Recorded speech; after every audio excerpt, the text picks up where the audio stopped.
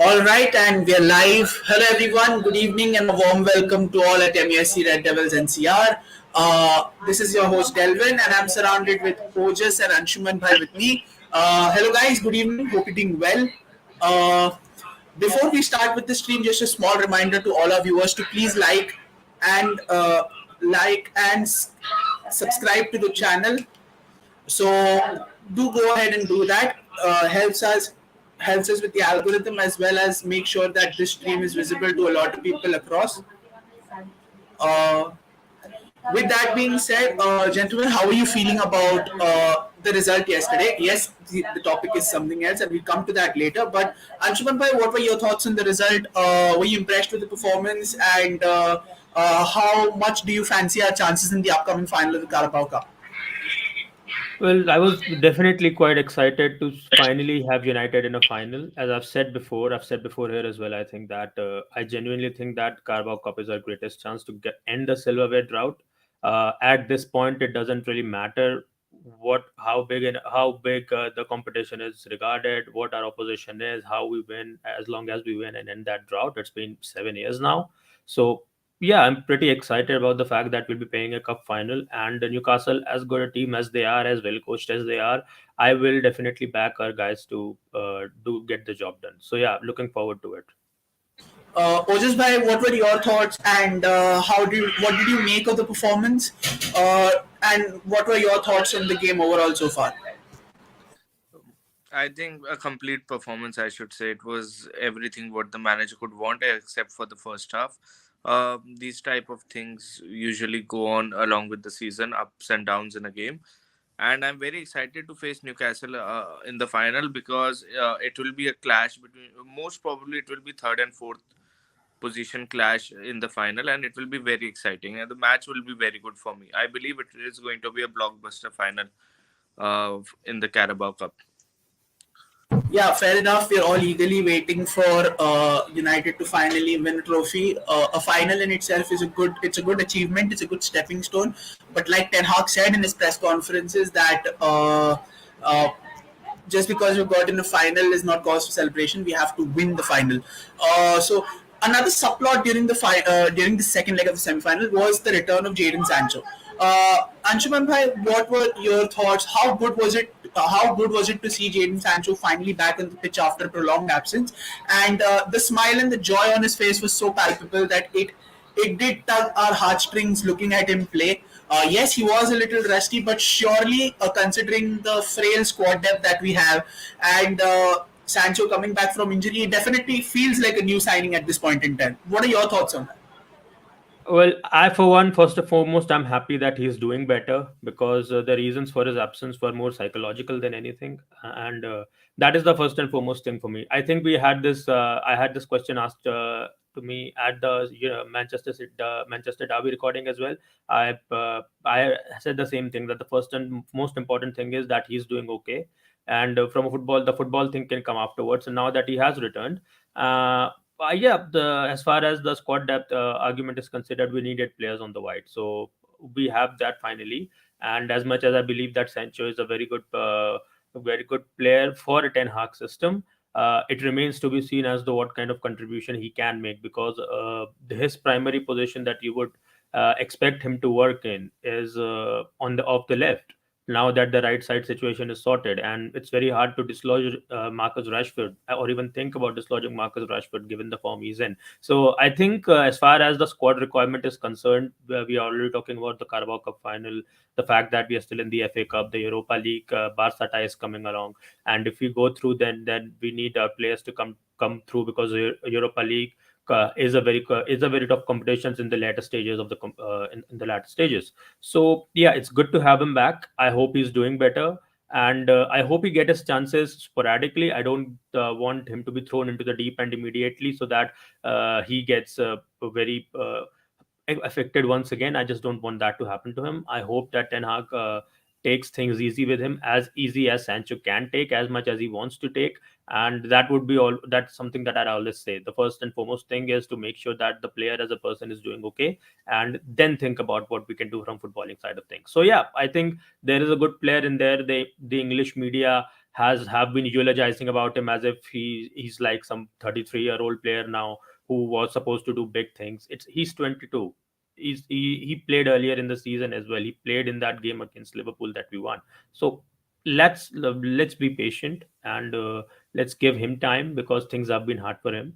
And I have no doubt in my mind that he will come good as a player, if not for United, then for someone else. Yeah, obviously. I mean, always people do tend to ignore the mental side of things, and and people are quick to, like you say, the English media had been eulogizing him, writing his obituaries already. But like you said, there is a phenomenal player in there somewhere, and the expectation is that we get to see shades of that player sooner rather than later. Although let whatever happens take its course, and let it happen naturally rather than being something that is forced, or it looks like it is clearly looking forward that it's a knee-jerk reaction. Otis bhai, another key factor was Martial coming out from injury and getting into the goals as well. Getting into the goals for Martial hasn't been much of a problem this season. It is the fact that he's not able to keep himself healthy for prolonged phases. Even Eric Ten Hag, while he was talking to the likes of Roy Keane and Roy Keane after the post-match, he did say that we have quality players, but the biggest issue has been that they have not been available for large parts of the season up until now. Did you indicate that there was a hint of frustration somewhere around there, that Martial has just not able to keep himself healthy because of the fact that he is such an integral part of the system? And again, with Martial coming in, we also get another striker apart from Vegas, so those duties can be balanced effectively. What did you make of Martial's introduction, and did you see that it was frustration, or did you think that it was just a normal statement on the part of Ten Hag when he said that we need players, and unfortunately they haven't been available for majority of the season? Mm, Being injured all the time doesn't help the player, doesn't help the manager, to be honest. And especially the quality that Marshall has. Every manager would like him to play consistently, because for me, a fit Marshall, focused Marshall can easily rack up 35 goals in a season. He's that sort of player who just gets into the right position and converts the opportunity. The injuries have really, just been a poor, I should say, not bad, like just poor maintenance of the body by Marshall for me. He has just not been able to get that consistent run of games. Uh, if this situation doesn't, resolve quickly, I wouldn't blame Ten Hag for looking a proper number nine option in the summer. I cannot play with a striker. I cannot play with the striker in a season who is absent for 60-70% of the games. It will be really frustrating. And I think the statement was made in frustration, because even Eric Ten Hag knows the quality of Marshall. And when that quality is not available on the pitch, uh, you usually don't get the results in a consistent manner in a long run. Especially against that Arsenal, I saw it against the Arsenal, that how badly we were missing someone at the top just to you know control the game and pass along to the wingers. It was a statement made in frustration. uh, every fan is also frustrated, manager is also frustrated, and I think it will be looked upon in the summer whether Marshall can prove himself or not. uh, but it is really frustrating that a player of that quality doesn't play regularly because of injuries. Alright. Uh, so, Anshuman bhai, finally United in Wembley, and you could literally hear the chants across the stadium. Two of our most popular songs with a Wembley reference. That is where the famous band United, we're going to Wembley, and Que Sera Sera, whatever will be, will be. With United finally coming into Wembley, how much do you exactly fancy our chances against the Newcastle side, who, let's not forget, the last time played in the final was in 1999, ended up losing to us, which was the FA Cup which was the FA Cup final. So there are two teams who haven't had much success in finals of recently. Newcastle's has gone on for quite a long time, but they will approach this fixture with supreme levels of confidence, especially the way their season has panned out throughout this course. Under a shrewd manager, with all their players, with their team performing at a similar level as ours, all of their key players, fringe players performing to their highest levels. So, how much do you fancy our chances? And how much do you fancy Newcastle's chances in this final? I think it's going to be a very cagey affair. And I remember a couple of weeks ago we were talking about the renaissance of the rivalry between Arsenal and Man United. And it's important to remember that Newcastle and Man United used to have a very fierce rivalry in the latter half of the 90s, because of the whole Kevin Keegan and Sir Alex situation and how we toppled them to the league that one time. So Newcastle fans are rightfully quite jubilant because it has been a really really bad time under Mike Ashley, and they're finally seeing a ray of hope in all of this upturn that we have seen over the last 12 months. So they are going to back their players, and the players are coming into this with a kind of confidence that Newcastle players haven't had in a long, long time. Like you said, 1999. That's how far we have to go when we talk about Newcastle United being competitive again. So I don't think that this is something that's a do or die situation for them, because Newcastle are on the up. That's the first thing, and that's the fundamental truth of the matter. Currently they are quite high in the table, as high as we were not expecting them to be immediately. But that is just a reflection of what happens when that kind of ownership arrives with that kind of investment, and you put your money in the right places. This is something that happens. So Newcastle, they are going to be on the up, no matter what happens in this final. For Manchester United, situations are more desperate because, again, like I said, we need to win a trophy. It's been 7 years now. It's too much, and there are pros and cons to the completely dictating your idea of success with how many silverware you have. But United do need something, and this is where we are right now. That we have been quite good in very little very little moments, but we haven't been good enough to win a trophy. And that Europa League final defeat against Villarreal, it's still very hurtful. So United are coming into this match with a bit more desperation compared to Newcastle. They are jubilant. They will back their team. They will give United a very tough fight. And even if they don't win at the end of the day, they would want to look at themselves in the mirror and say, okay, we did everything we could. So for United, this could be the only thing that we win this season. So it's important for us to keep in mind that this means a lot more to us than it means to Newcastle. And I have faith in Eric Ten Hag that he'll be able to deal with this. That whatever Newcastle throw at us, we'll be able to come up with a system to completely take care of the situation and win the game. So it is going to be a 50-50 game for me, but I am going to go into this match with a lot of hope that we can go through. It'll be 6 years, no Anshuman Bhai with the trophy, because the last time we won was in 2017. It'll be 6 years, no, not seven. Yeah, you're right, stand Yeah, corrected. Yeah, six yeah. years but So yeah, a long time all the same. long time nevertheless, yeah. So my question to you regarding the final is, do you see this finals going in penalties? Because there is, I doubt the Carabao has the format of an extra time after 90 minutes, or does they that have apply they for do they it? do It applies for the finals, right? It does. All right. So, do you see anyway? Because the last time in the Premier League, when these two sides met, chances were at a premium. The game did end up in a goalless draw.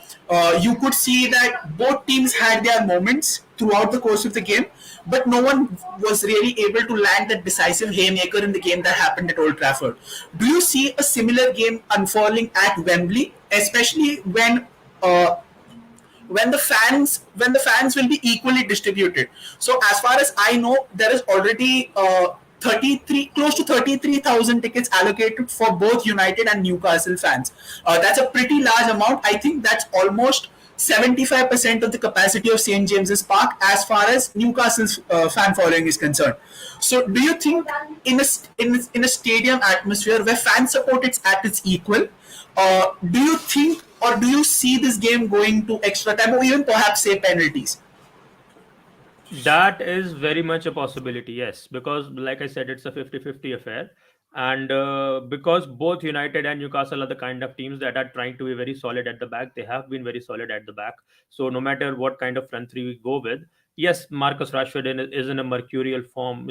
He has that Jude Midas touch right now. So he can do anything in the moment. And if a moment of individual quality comes along, there is little that Newcastle would be able to do. So that is there, but they also have their players in Bruno Guimaraes and even Miguel Almiron. And if I'm not sure what the situation Alasa Maxima is, but if he's fit, then he's again one of those variables that you just cannot decipher. So gonna have to. Not to forget, Anthony Gordon is also signed, and even Alex Isak has finally got down to full fitness also. So they are resembling somewhere close to their full strength. Saint Right. Maximin So still yeah, doubtful. very much a He's possibility for the game to go to penalties. Yes. Yeah, yeah, Ojis bhai, you were saying something? I was saying that Saint Maximin is still very doubtful, highly doubtful. Anshuman bhai, highly doubtful. Yeah. So That's slightly better for yeah, us. yeah. Just by talking about, there was a very strange incident that happened in the Newcastle game, where Guimaraes was given a straight red card, but he somehow still expected to make the finals of the Carabao Cup. Uh, I'm going to ask this to both of you, but I'll get Ojis Bhai's views on the subject first. What do you make of this rule? Because I think Harry Maguire reached the limits for a yellow card or something, and he ended up missing the first leg. Whereas Guimaraes has got a straight red. It's not even two yellows. It's a straight red, mind you. But somehow he still manages to make the final. Do you think that this rule is a little dodgy, or do you think that, or is it something that might as well just go with it like we have throughout the course of the season as far as such situations are concerned? That is why I consider this to be a Mickey Mouse Cup. The rules involved in this are just weirdly stupid because I remember getting yellow card or booked or getting red card. It always got you uh, that ban that you cannot play the next game, whatever it may be, whether it's final, semi-final, whatever it may be. You're getting a booked. How you cannot be eligible for a final if you're getting booked for in the semi-final. I remember I think Roy Keane got booked in the semi-final and he didn't play the final in No, 99. I think that was Paul Scholes, right, Anshubai? Or was it I Keane don't. itself? It No, in the 99 one, it was Keane that was suspended for the final. Yes. Yeah. It was Uh, Keane. It was Keane. it's simple rules. How can you be booked in the semi-final and be still eligible for final? It's just hilarious to me. It doesn't make any sense. I know the what whatever rules you FA has, but this is just blatantly stupid. Anshuman bhai, your thoughts on the matter? It is something which resembles an archaic philosophy, but surely if you get a straight red, I think the repercussion should be felt for a stage which is as big as a final, and it is one of the oldest cup competitions, not only in England but on a global stage as well. Do you think that maybe there should be a relook of this rule, or do you think you're content with the way that the things are going currently? I think the fundamental reason for why the suspension will not last until the final, that rule that exists that dictates that is a matter of subjectivity, because the rule that exists dictates that it's not really confined to the League Cup, it's confined to English football. So Casemiro received his 10th yellow. Let's say that Casemiro gets another red card, around an out and out red card, and then he has to serve a 3 match suspension. Then those 3 matches will go in the will be counted in English football in general. So let's say the next game is a Premier League game, and after that we are playing an FA Cup match, and after that we are playing the Carabao Cup match. That's 3 matches suspension done. If that, regardless of whether that suspension happens in the Premier League or in the that's just how the rule is. Now we can compare this to what situation happens elsewhere, and we can say that okay, this makes no sense. That if a player is suspended in a competition, he should not be able to play in the same competition again in the next round. Okay, if you want to make that argument, that's a valid argument to be made, but the reality of the situation is that this is how things are, that wherever you get the suspension prevails for all of English football club cup competition matches, and not just the competition in which you receive the suspension. So it is just what it is. Uh, Anshuman bhai, I think this rule got changed a couple of seasons back. I can be wrong also. It was clearly mentioned. We were in one of the finals. I think we lost to Chelsea in the final. It was clearly mentioned that if a person gets booked in a FA Cup, then the series of FA Cup fixtures you are not allowed to play, or the series of League Cup you're not allowed to play. FA divided every competition in its own merits. For me, I think this rule has changed, but what you are saying right now is correct, because he's serving the ban for next three league games and one of the FA Cups, I think so. But for me, I just don't know. I can be confused also. This rule got changed that if someone is booked for FA Cup, he will mix the next FA Cup, not the next Premier League game. I don't know which season, but it got changed for me. I remember that. So I'm not aware if this was a recent change, but I can do a bit of guesswork here. Maybe the FA would have come back and said, you know what, the Carabao Cup is essentially the League Cup, so let's combine the League Cup and the league regulations together, and we'll have our own system. So there is a very good chance that this might be an explanation they may have provided while changing the rule. The way I remember is that whenever you get a suspension, it lasts long throughout for the whole majority of your English football outlook. So Yes, if yes. if that changed recently, that may have had happened. But yeah, it's just something that it is. We can have an argument about whether the League Cup suspension should last in the League Cup only, which is a valid argument to be made. But for right now, it's just not the way it is. Fair enough, Anshuman bhai. It's a very valid point because this is something which, as you started off with the explanation saying that this is something that needs to be looked with a matter of subjectivity. So in this, any approach is not a wrong approach per se. So if anyone is talking about the fact that why he isn't missing a final is a valid argument in itself, or the fact that the suspension is meted out throughout the course of the English calendar is another valid way of looking at it. So I don't think there is any wrong answer to this, but only a small sticking point is the fact that for an occasion as big as the final, irrespective of the magnitude of the competition reducing in its significance, for a final, I think it should have warranted a suspension. That is my bone of contention as far as it is concerned. But then again, it's something that we have to take with a pinch of salt, and it is what it is, and just move on. So coming to arguably one of our topic for discussion today, and it has been making a massive furore throughout social media. Twitter is ablaze. So are a wide variety of news channels. So in case you missed it, Mason Greenwood has been officially cleared of all his charges, which were accused on him a year ago. I think one count of sexual assault, one count of domestic abuse. Correct me if I'm wrong, Anshuman bhai. But I think these are the two charges that were levied upon him by the Greater Manchester Police. So I do not have written in front of me the exact number of charges that were levied against him, but as of the news that has came a couple of hours ago, all the charges that were levied against him have now been dropped, and Yes. yeah, that the charges have been dropped completely, Yeah. and no investigation is further proceeding into the matter. Yeah. So that means, in all intents and purposes, Mason Greenwood currently is a free man. Now, in the limited time that I had, I did go through social media. I did go through Twitter to peruse about the subject, and safe to say that it's been a mixed bag of emotions. I think Chiku in the comment section believes that thank God for everything, and he wants Mason Greenwood to come back. Whereas there are a wide majority of the fan base who think otherwise. Anshuman bhai, let's not waste a lot of time on this subject. First of all, what are your thoughts on the verdict? And what were you? And let's take it a year ago when the allegations came out. What was your stance then?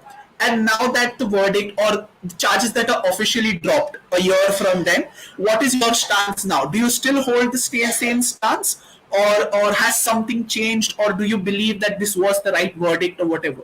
I give the floor to you.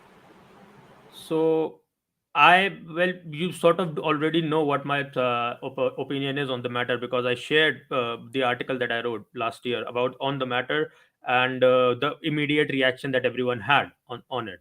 So it hasn't changed in the year.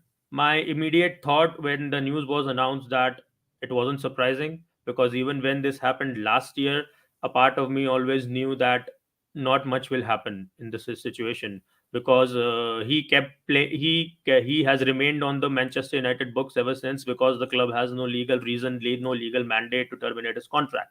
The very same reason we have a player playing for Arsenal right now. You already know who the player is, but for legal reasons, I'm not going to bring the name up. And we have a player who's no longer playing for Manchester City, but is still on their books, and he is being paying a lot of similar charges at the moment. A lot of investigations are going against him already also, but again, no contract termination has been made, because on the club's part, if they are going to terminate a player's contract, they are going to have to require a legal mandate, which now the club does not have, because as far as the legal system is concerned, Mason Greenwood is innocent. So my immediate reaction was that I wasn't surprised. I was sickened. I was disgusted. I was disappointed. But under no circumstances was I surprised that, okay, this is something that has happened, because this is the reality. This is just one of those days where reality hits back at you and tells you that the world that we live in is broken, it's ruined, it's problematic. And we can have little moments of sunshine, we can have little moments where things look good, but overall this is a fundamentally broken reality. And it is what it is. It's just something that I wish I had any kind of agency in the matter. All I have are emotions, and it doesn't really matter what I think on it. My views have not changed in the year, even before in the year, because even when Cristiano Ronaldo came back, I wrote something similar on the matter as to why this was very uncomfortable for a lot of people. And the reaction that I have seen in the social media in over time, again, has not been a very surprising one. It has been again a very sickening one, because people are immediately talking about what kind of a player he could become under Eric Ten Hag, without even realizing the overarching reality of the situation. And it's incredibly uncomfortable for a very substantial amount of the fan base. And there are if you are able to, if there is anyone out there even listening to this who is able to think about what Mason Greenwood will bring to Manchester United as a player, just remember what an incredible amount of privilege you have, that you aren't even don't even have to think about the overarching repercussions of all of this that go way beyond football. So just to start off, those have been my views on the matter. Very sad, very uncomfortable, very sickened to the core. But at the end of the day, it is what it is. And I wish I could actively do something to make a change. I wish I could actively do something to make sure that he never played for the club again. But I know that my voice in this matter is pointless, it's powerless. There's nothing really I can do apart from saying that, apart from saying, as a Manchester United fan, as a person who professionally works in this space, that it is a responsibility on my part to at least acknowledge and put out the word that for a lot of people this is an incredibly uncomfortable situation to be in. And it needs to be understood accordingly. I totally get your stand. I totally get your point of view. It is a very poignant and a very touching statement from you, Arshman Bhai, and it's a very strong one at that. The system is unfortunately an indictment, and unfortunately, it's the sign of the times that we live in, where 99 out of 100 times, if a person is involved in a case of such magnitude, if you do have the resources, if you do have the wealth, if you do have the wherewithal, you will emerge scot free 9 out of 10 times. And unfortunately, like you said, we unfortunately do not have any agency in the matter, any say in this matter, but that is the fact of life, and that is what it is. Ojas bhai, what are your thoughts? What are your opinions on what you heard? And what is your thought process, and what is currently going through your mind? I mean, when you heard the verdict, did you analyze the verdict on the perspective that Mason Greenwood as an individual, or did you analyze the verdict as Mason Greenwood the player? What was your thought process, and what do you make of this situation?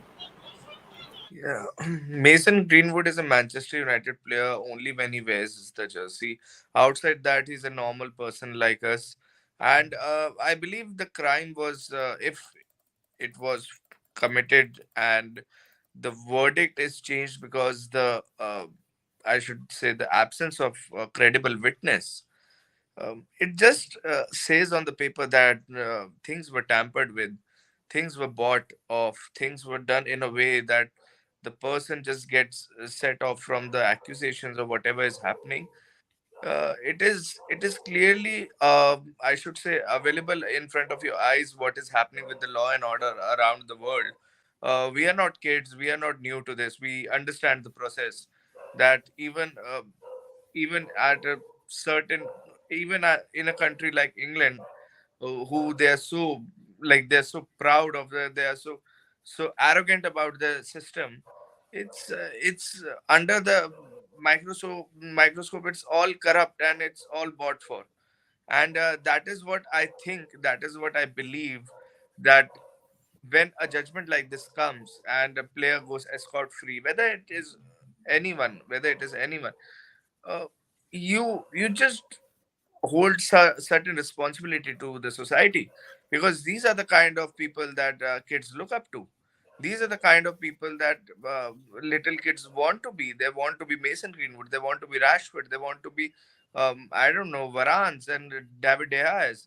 And if players like these are getting escort free, what type of examples are you setting out for the generation?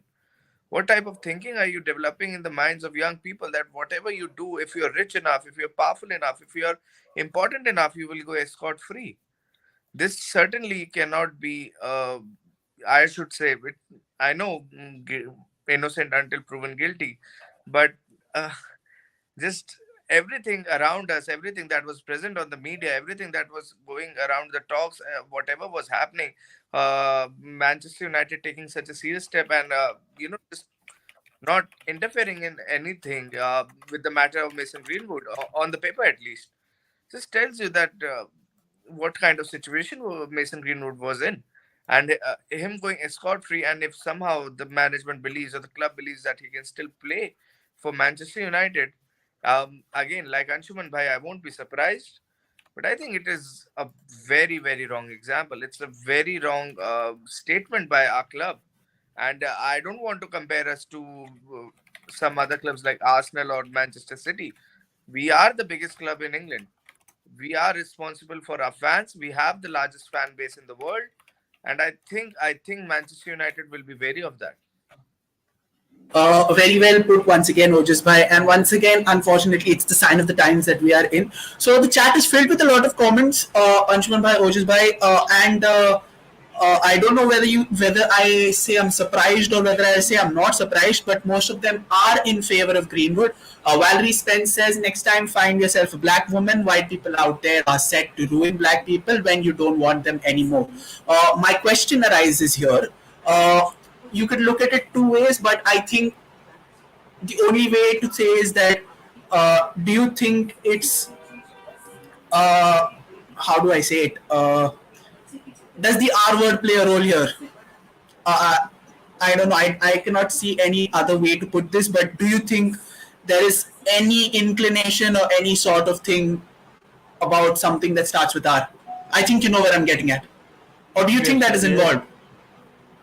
Well, look, as fundamentally prevalent as racism is in society, it's not the N word. We don't have to use it as an R word. So, as much as it's prevalent in the society, you need to look at the context. You need to contextualize the situation. We're not talking here about uh, if it the relevance of racism in this situation is in social media discourse, because people who want to defend Mason Greenwood will come to his aid and say this thing, that okay, that is a black man being accused of something. The other reality of the matter is that the legal system around the world, it's about supporting women in the society, right? The legal systems around the world are always stacked against the victims or the survivors. They, most of them, they always demand the victims to unequivocally prove, bring all kinds of evidence that you can, to make sure that this person actually did it.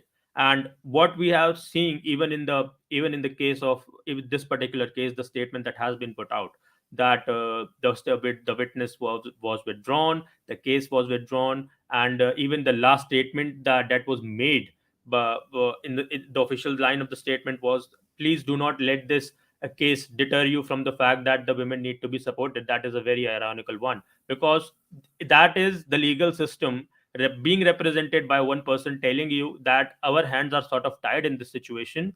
Please do not forget what you have actually seen, because the legal system tries to make binary of of a very gray world. We do not live in absolute good or bad. We do not live in absolute ones and zeros. And when the legal system fails, all that prevails is the court of public opinion, and that has always been true. That will continue to be true.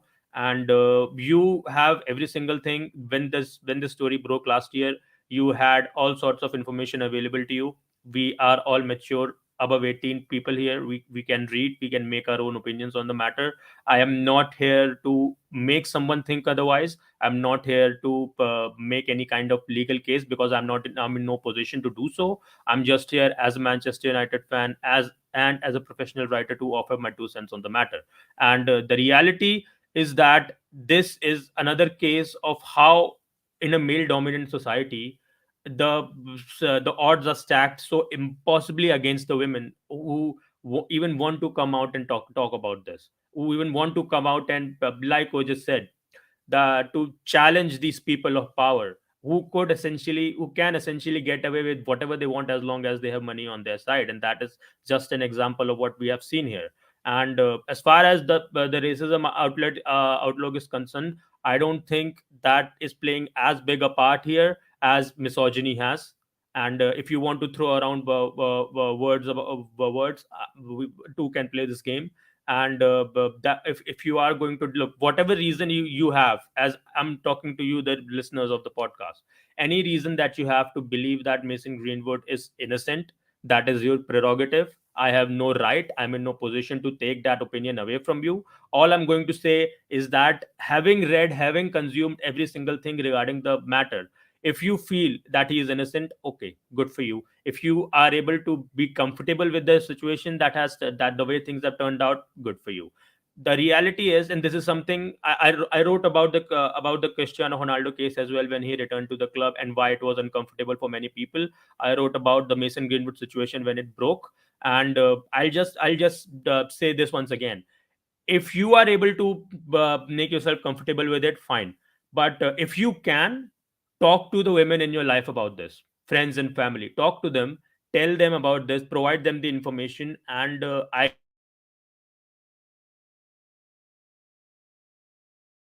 guess I think Anshuman Bhai is got disconnected. sorry, Yeah. to live a very harrowing, a very hard life, living in the same society that we live in.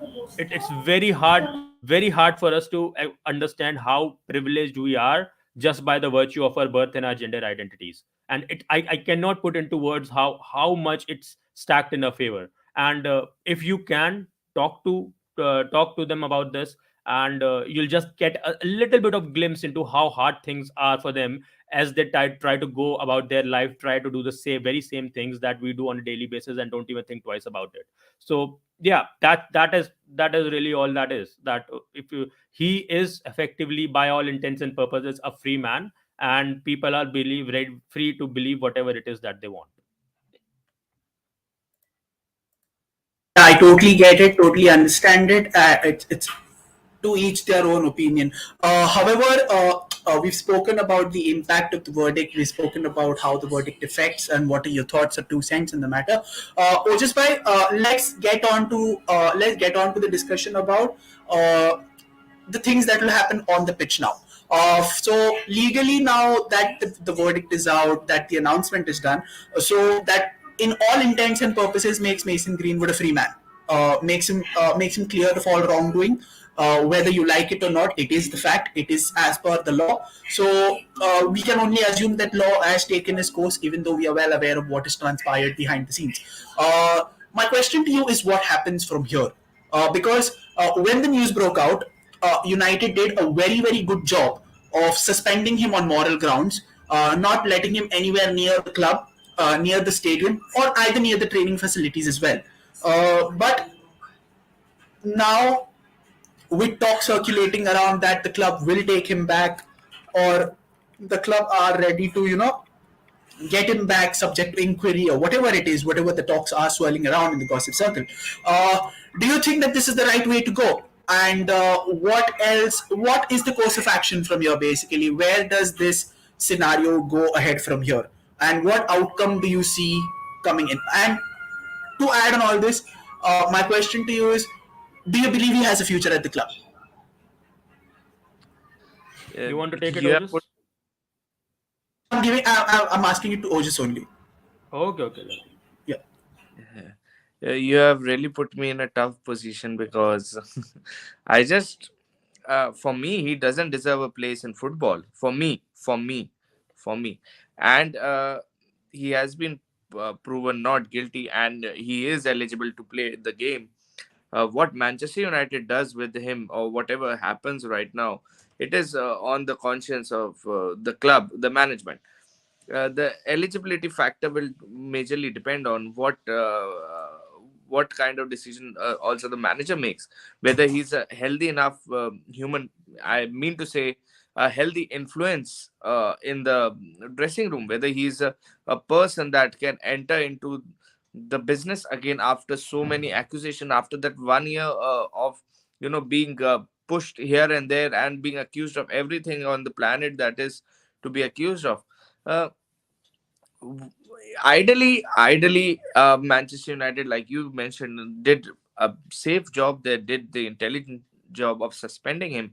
And if now proven not guilty, there will be a meeting on this, and most probably it will be decided that the player belongs to Manchester United. And if Manchester United just decide that, okay, we are ready to accept whatever the call of the jury is, whatever the judge says, whatever is happening under the scope of law. If he is eligible to play, he is eligible to play. He is the player of Manchester United, and most probably, although I don't like it, he will play for Manchester United again. What it looks like that only right now, because judgment has come. He has been proven not guilty, and he's still under the contract with Manchester United, who are not looking to terminate his contract right now. Uh, you just cannot pay someone regularly and just not being included in the team. So a action will come, with some sort of response is needed from the club. I hope journalists are looking into it. Some type of response, some type of base. I think the foundation of a response is required by Manchester United. How they will proceed with this matter. Uh, right now, he is eligible to play football anywhere in the world. Yeah, totally. Anshuman, by speaking about United's response on this matter and United's stance on it when the news broke out. So Kushagra says that the Athletic have approached United for comment, where unfortunately, right as of now, there is no comment yet. But with the things that transpired early on, where all the suspensions and all on moral grounds, whatever has happened, and with now the rules coming, do you think that this is a sharp U-turn from what moral high ground or whatever that transpired, which United were upon, say a year ago? Do you think that this is a drastic U-turn from the situation after the The verdict? the suspension of Mason Greenwood did not happen on higher moral grounds or anything. What usually happens in situations like this is essentially the HR coming in and trying to make sure that the club does not get any kind of blame. So mostly what happens in the corporate world, or in general, is that matters like these are legal matters are always dealt with a sense of dereliction of duty. So everyone just goes, so the your court says that, okay, there is not enough evidence, there is the witness is not coming, we are throwing our hands up, nothing can be done. The club, in this instance last season, when the investigation reaches a certain point, the club, usually they try to distance themselves from the situation as much as possible. Again, I use the example of Manchester City. The player kept playing for Manchester City while the investigation was going on in the background to a certain degree. Once they blew up, once it became painfully apparent that this could not continue, they suspended him. They kept paying him. They are still paying him, I think, but he suspended.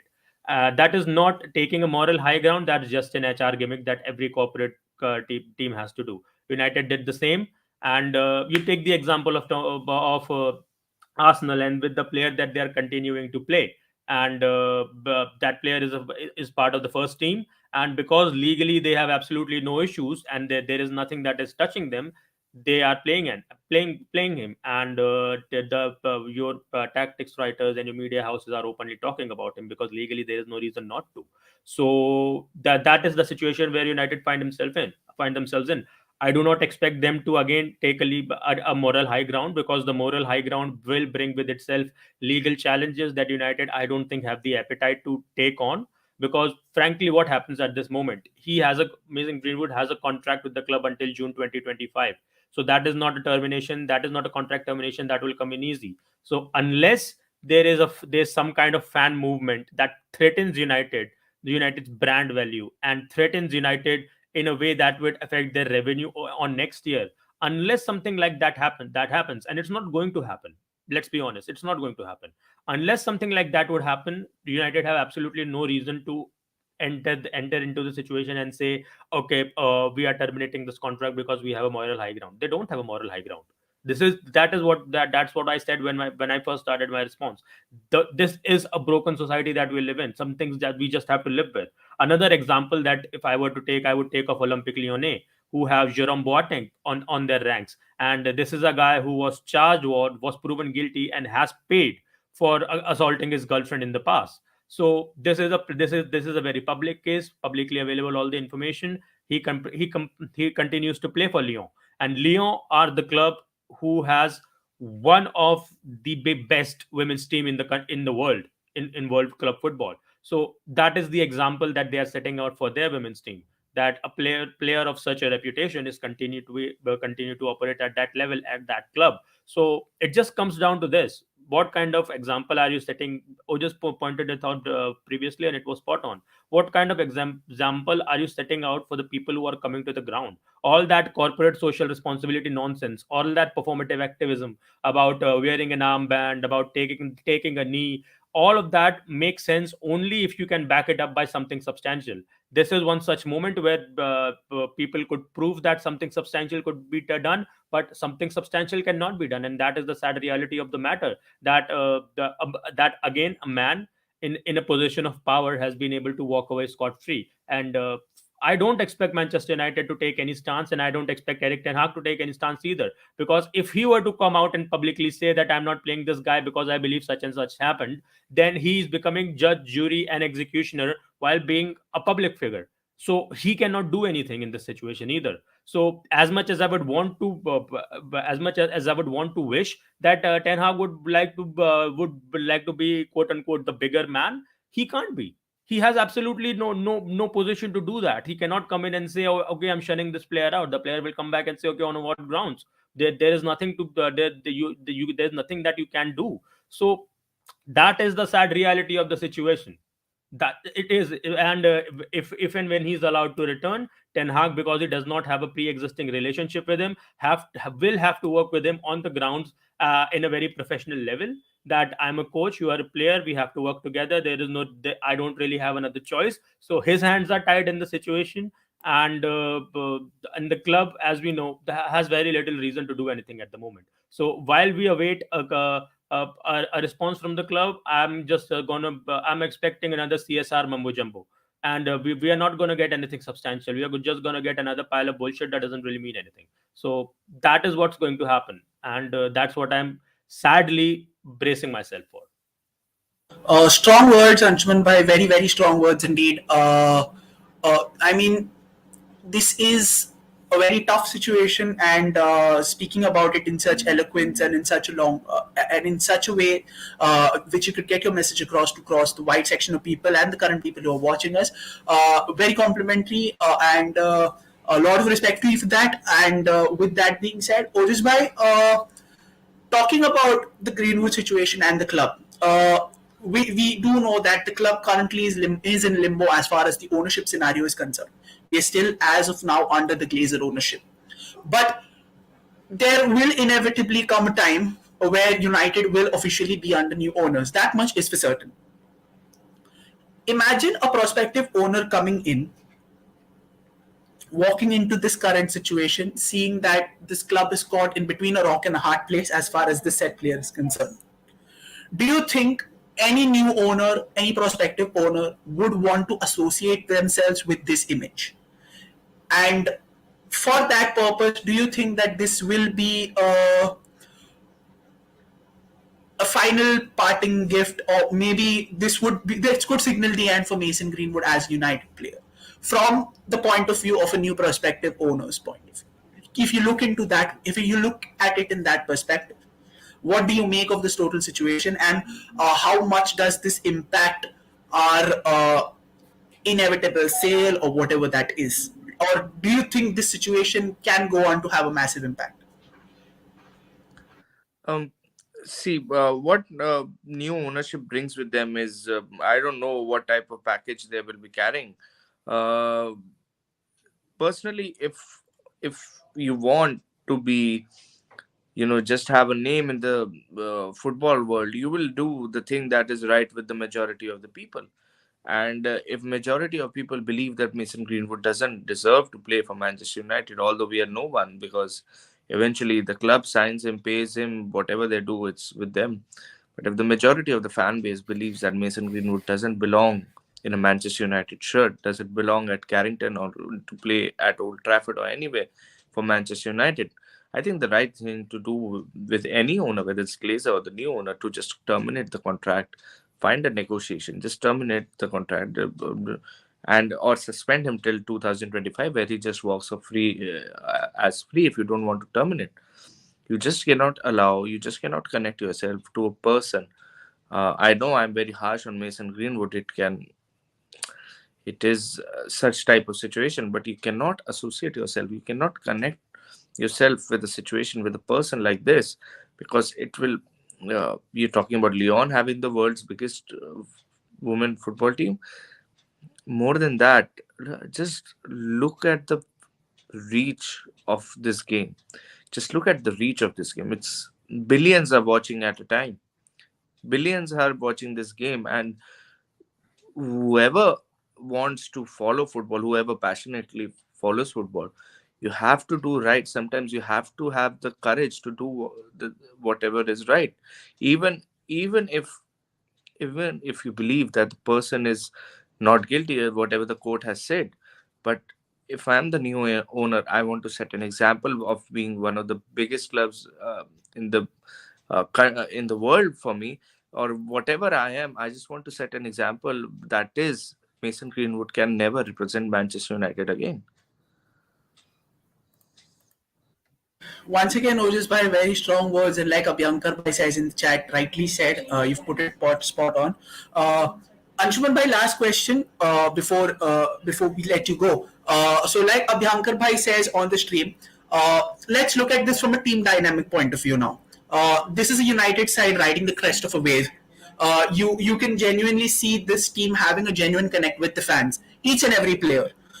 You can see this side well bonded with each other as far as the player dynamic is concerned. There is no cliques, there is no groups, there are no leaks. Even the French players are putting their head down and putting in a shift as and when the manager wants them, as and when the situation wants them. You see the likes of Harry Maguire with the current game time that he's getting, or with the current situation that he faces himself as far as a professional player is concerned in a United shirt, he could have easily gone ahead and spread a lot of negativity about the situation that's happening going on in the club. But you could see the professionalism, you can see the camaraderie that is going on in and along the players, and you could put it partly down to the fact that the transfer policy has been such where these are young men who understand what it is to be part of a culture, who understand what the culture in and around them is on from different strata of society also.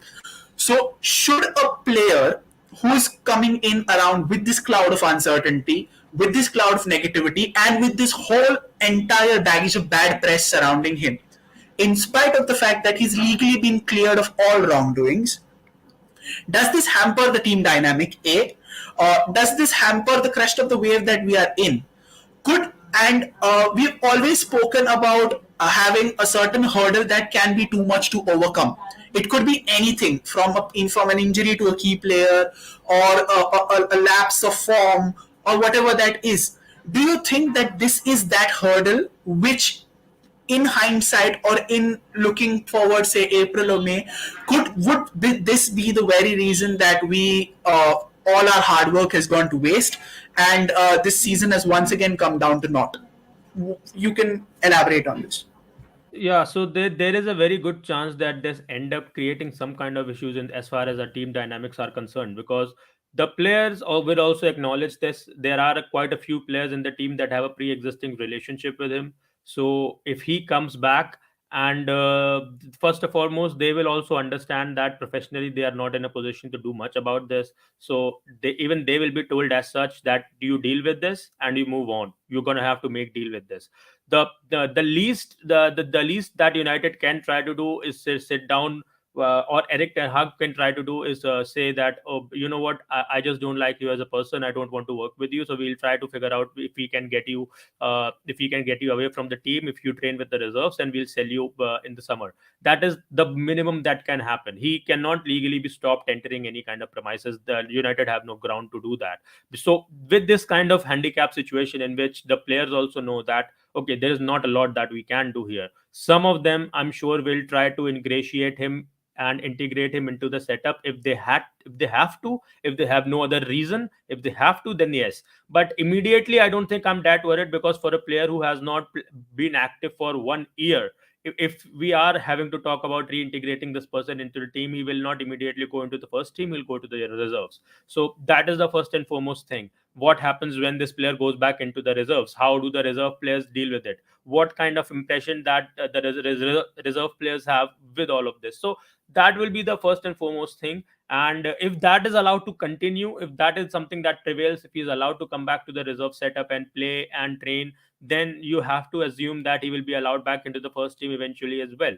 In that case, the pre-existing players, they will have to do something about it, because they understand that this one person cannot be held responsible for the entirety of the football season. As sickening as it is that we are having to discuss the footballing side of things in a matter like this, that is the reality. Is even they will have to make a choice like that. So what I am begrudgingly expecting is that he will come back, because I don't see the club having any reason not to bring him back. I don't see the club taking the high ground on this. I will be surprised, pleasantly surprised, if something shrewd can be done and United can come up with intelligent, creative ways in which they could, just slowly part ways with Mason Greenwood. I don't expect it to happen, but let's see. Always room for surprises in life.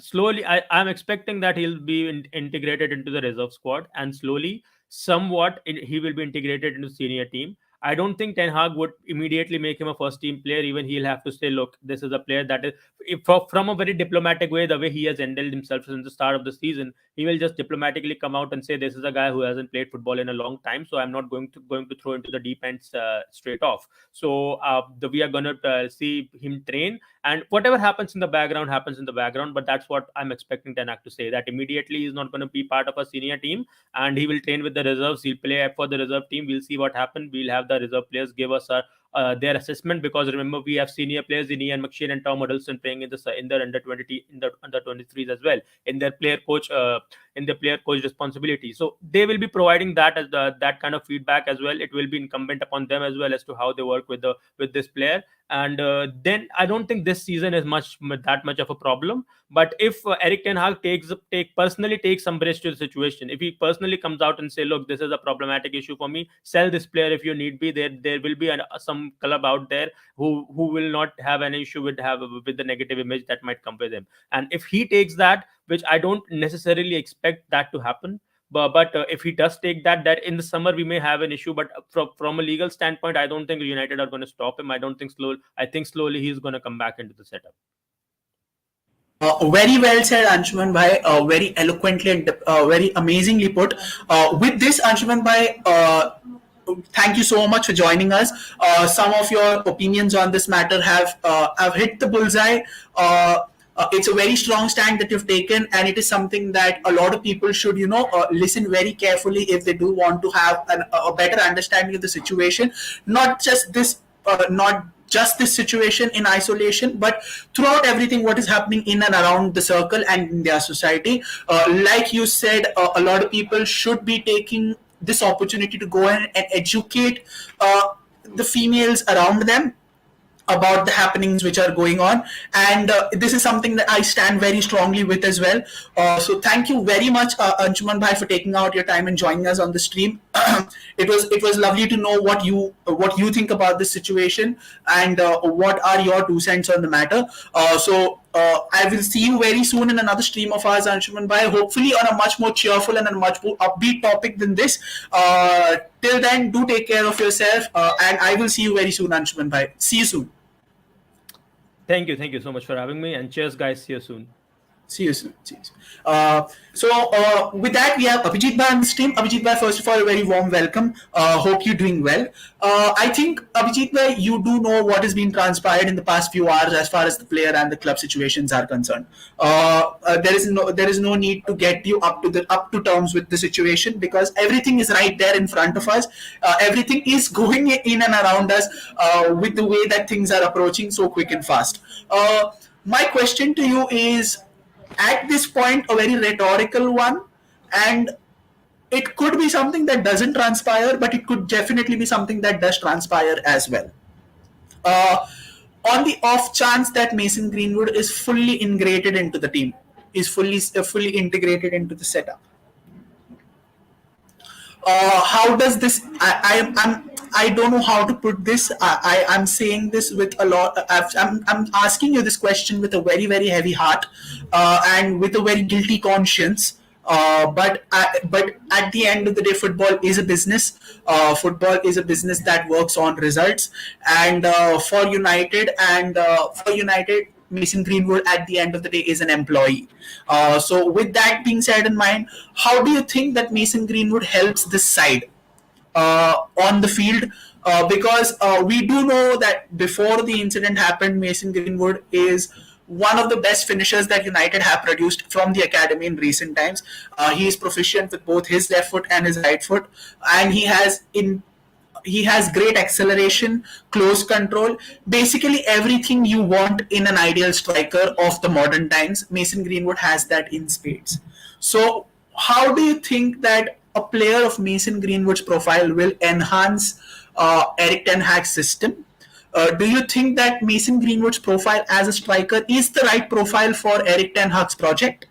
And do you think that once he gets up to speed on the footballing side of things, when he gets the match fitness levels up, when he gets minutes under his belt, which, like Anshuman Bhai said, is only going to be a matter of time before he does, how does he fit into the team dynamic? Do you think that it will be a good fit? Do you think that it will be a fit that you do not see working out? I'm talking from purely a football point of view, Abhijit.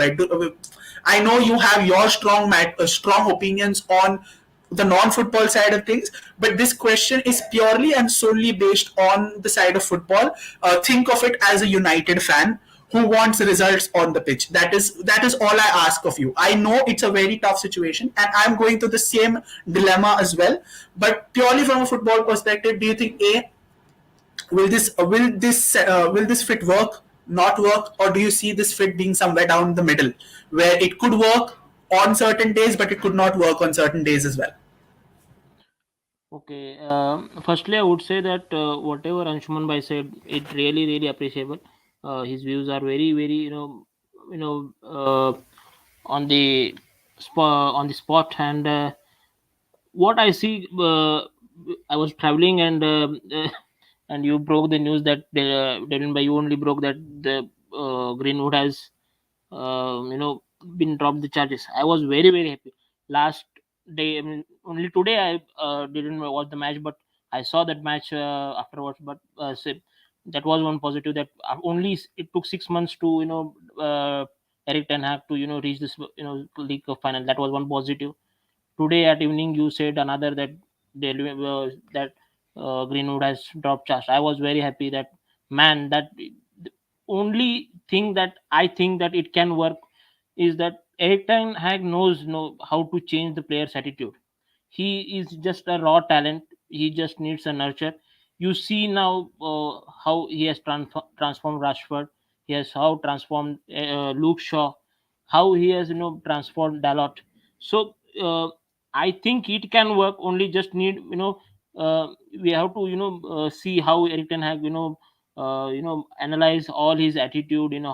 How's his fitness, everything, whatever he attitude towards its football, everything, whatever is I think past 6 months I've been read that he's training individually. I think some kind of fitness programs he is following. So I don't know what is the now the fitness scenario of his.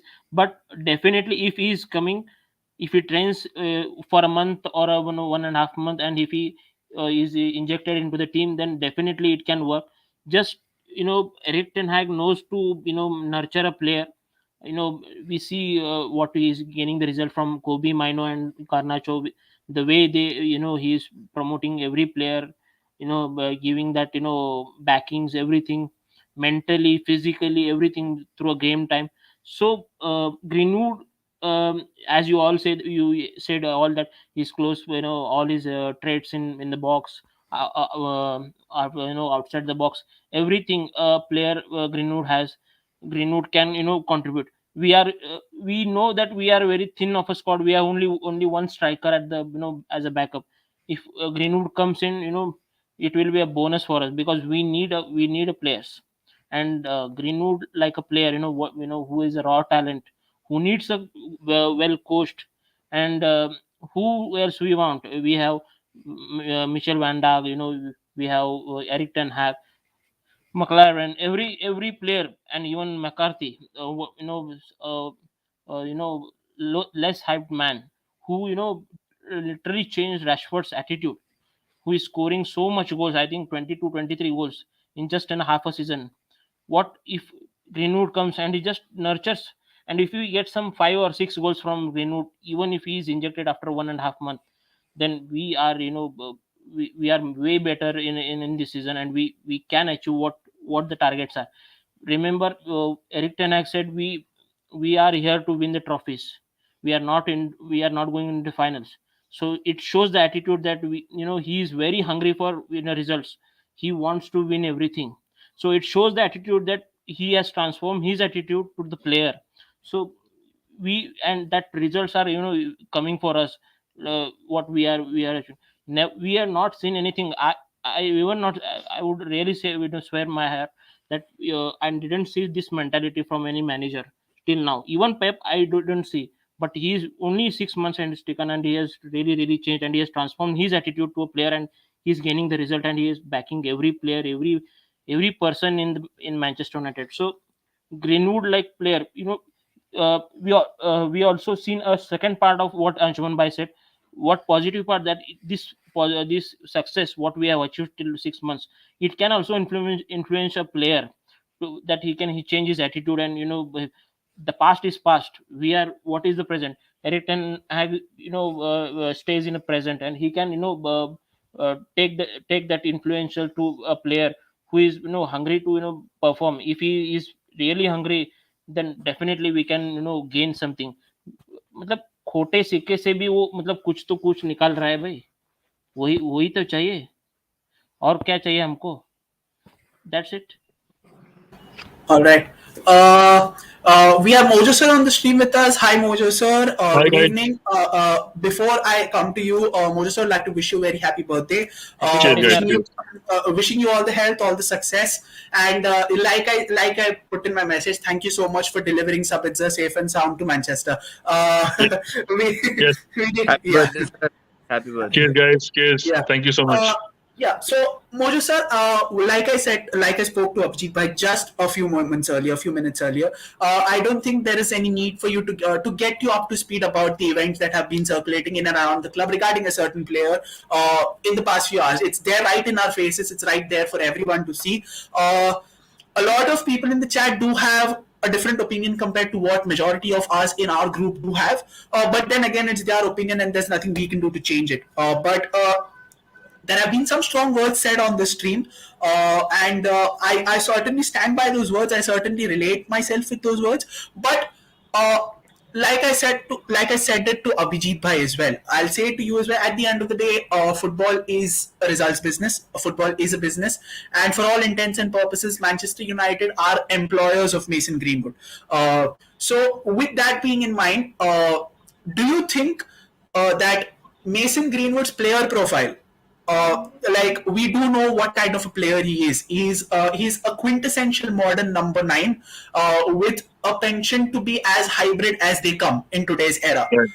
Right. He's ambipedal. He can use both his feet. He's very proficient with the ball at his feet. He can carry it for long distances. Has has that great acceleration of pace and the ability to wiggle out of tricky situations with the ball also. So all this do make him a very lethal and a very dangerous prospect as far as the footballing side is concerned. Do you think the fit works under a manager like Ten Hag, who is an advocate of football around the lines, but has his first emphasis on rigidity of a system, which means that he would want all of his players to get embedded to a certain system, and then you get the license to maybe unleash or use the traits that define you as a player. This is something that we have seen throughout the course of the 6 months under Ten Hag. Do you think this fit works under a player who's as unpredictable and as volatile as Mason Greenwood with the ball at his feet? Because you do know that Mason Greenwood has the penchant to to pull a rabbit out of the hat, so to say, uh, even though the situation doesn't require it. So, do you think the fit works? And if it does, do you see before that, or do you see any way for Mason Greenwood to come back into the first team? Okay, look, I mean, not once, but when the news broke out, I was of the opinion that yes, he goes back to the club and he starts training and he starts doing his stuff, and then has about 3 or 4 practice matches before his match fitness works, and then maybe he can be considered for the first team squad, especially right now, given the state of 8 or 9, 10 fixtures in 30 odd days. Having said that, I think Eric Ten Hag would have done his homework on Mason Greenwood. Having said that, the likes of who's assisting Eric Ten Hag, Steve McLaren. Steve McLaren would have given his input as well, because he knows the player. Being English, he knows Greenwood inside out. I would assume that he does. Now there are 2 things to it here, Delvin. One is we're talking about the ethical part of it, whether for what he had done, does he come back? And the second part is the legal part, where he is at this point in time. And third is, like you said, football is about business and results. Now, when it comes to ethical part, yes, nobody can defend it, what he did, right? But we also got to consider the fact that for whatever reasons, generation today has its own and weird ways of doing stuff in their own private lives. So who are we to comment upon it? I'm not defending Greenwood, but then there could be circumstances that led to that particular victim coming out the way she did. Who are we to comment upon it? So ethically, what can we say? Yes, it is wrong, right? But then you got to accept that it is event that happened between 2 people who the real background of we do not know. We only know what graphically came out, right? So ethically, yes, I would still say Greenwood was wrong. But what exactly transpired? The legal system then comes into it, right? The legal system says that the victims didn't turn up, whatever the case was, but then there was some new evidence that came out because of which he couldn't be tried or charged. So ethical part, हम कौन होते हैं बोलने वाले, but उस ethical part को कोई court में ले गया था, एक legal system में वो try हुआ था, and they found that whatever new evidence came out in the last week, 10-15 days, led to the fact that there wasn't enough evidence, or there wasn't any evidence for him to be tried, and so the charges were dropped. So ethical में हम कुछ कर नहीं सकते, legally he's cleared. Now it's up to Eric Ten Hag. From a footballing point of view, if he thinks Greenwood can be embedded into the team, then I think he should. Right here, right now, if you ask me, my personal opinion, I think he should be brought back to the club.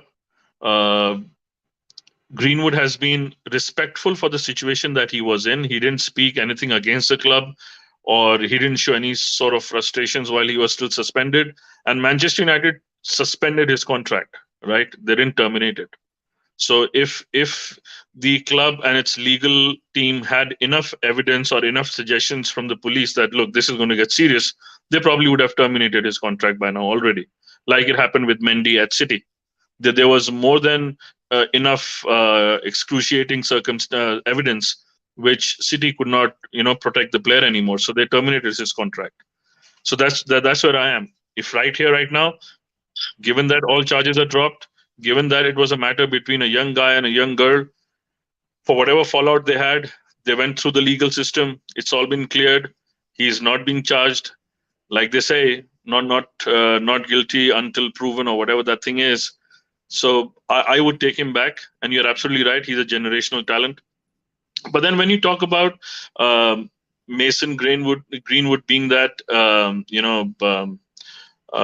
very situational player, he'll have a spur of the moment thing, or he'll do something crazy during a game and do something excellent during a game, or I'm forgetting the word you used in specific about defining Greenwood when you were putting the question to me.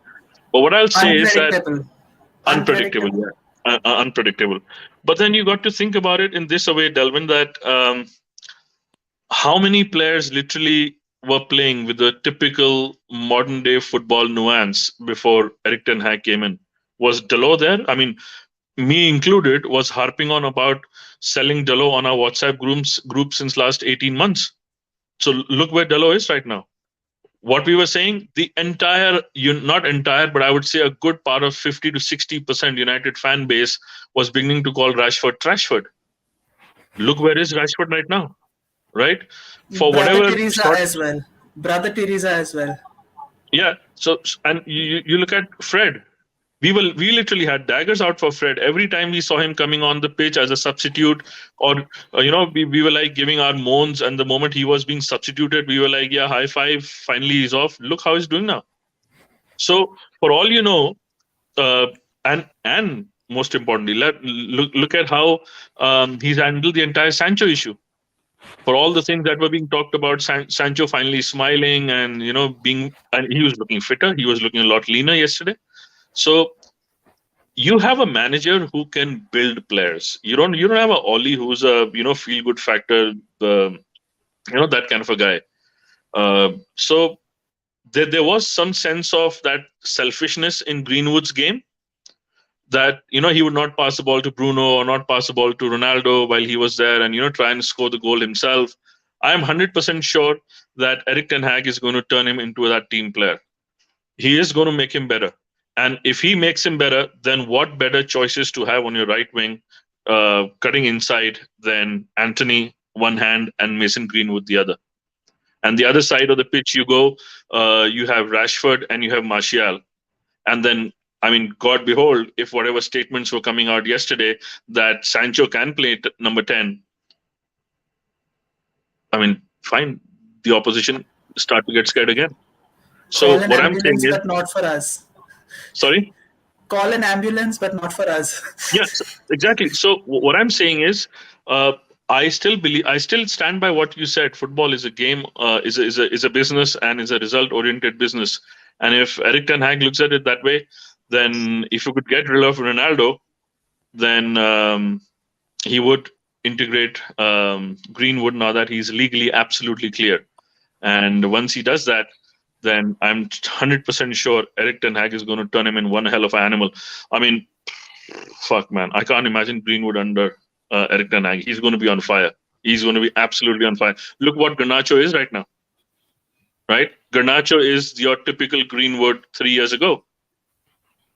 And 3 years ago, Ollie didn't develop Greenwood with a sense of building a game that you pass, you retain the ball, you look at the possible options, you keep the momentum and possession, which Garnacho does. Garnacho is not about all skip overs and trying to have a shot at the goal all the time himself, which unfortunately Greenwood was. But then there is a talent there. There is a talent that can be nurtured into a world class footballer.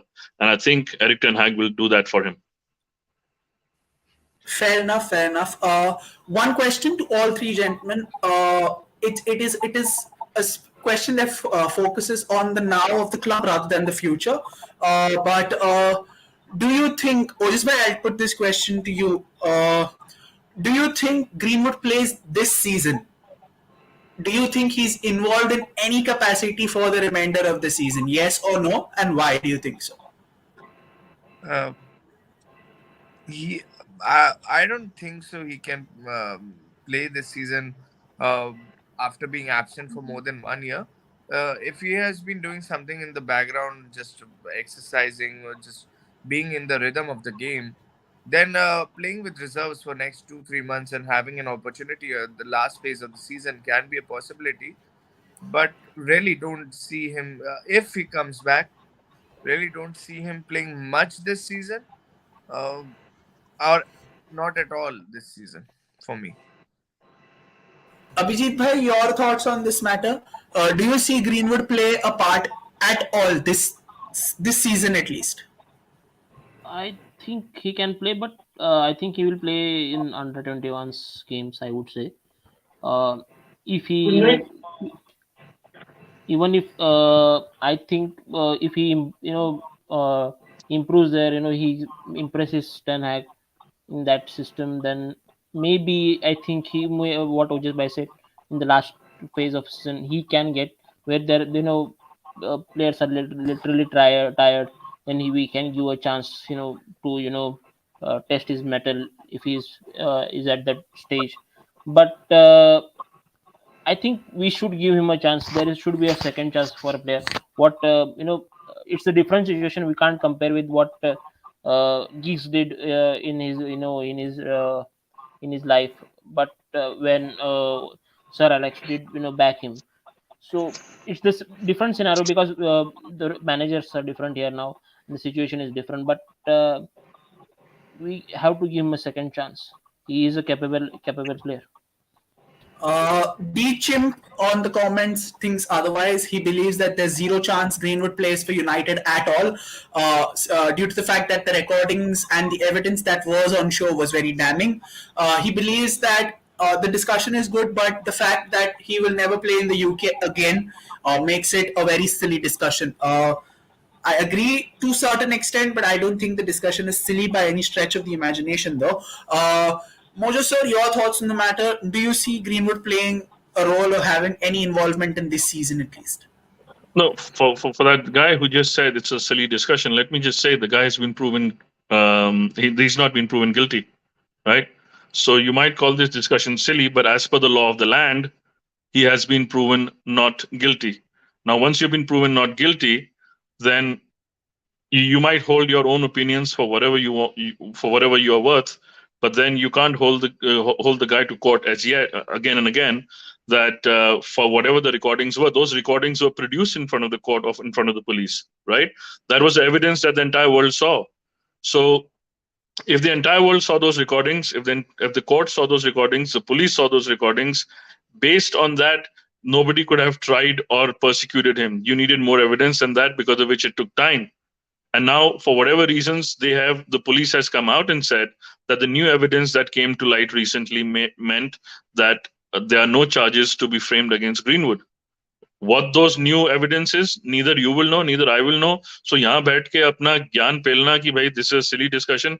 Please, mate, keep it to yourself. Everybody has their own views, has their own viewpoint. You can't call everybody's viewpoint silly. That's my take on that guy's comment there. Now, when you ask things about can he play this season, look, it's all about what Eric Ten Hag decides, right? But I would, like I said on on our WhatsApp group, that if Greenwood was to say come back within next 10 or 15 days, by the time all these legal formalities and everything is done and over with, and this unfortunate issue is behind him, it could be a week, 10 days before all the legalities are done and over with. So if he joins back by, say, 10th or 14th of Feb, if Eric Ten Hag wants him, I again keep reiterating the fact, if Eric Ten Hag wants him, he'll be back within a week to 10 days. He will need at least about 45 days of training and conditioning before he's anywhere near ready in terms of being a football athlete again. And then he would need about 2 to 3, under 23 or under 21 games just to get his match fitness going. And then you're looking at him sometimes around end of March, if again Eric Ten Hag wants him, that he can come back into the first 11. Again, when he comes back, he's not going to get those 70 minutes, 90 minutes. It's going to be those 20, 25 minutes to get his match fitness in the real scenario going again. So I'm looking at Greenwood back in the first squad as a full-time player, or as a bench option, or as a starting 11, sometimes in the first week or the second week of April. Again, like I said, if Ten Eric Hag Ten Hag wants him. wants him. Yeah. Ten Hag wants him. pretty reasonable assumption, I must say, considering all the elements that do go into making a play. I think if I'm not mistaken, I think Sancho took the exact same amount of time, if not Yeah. more. If not more, if we are taking the fact that he did not do much in the World Cup break, that is.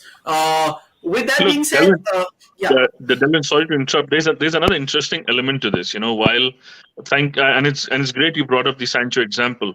Sancho example was not necessarily to do with the fitness alone. It was to do with the mental thing as well, and correct, that would correct. have affected Greenwood too, for the last year or so.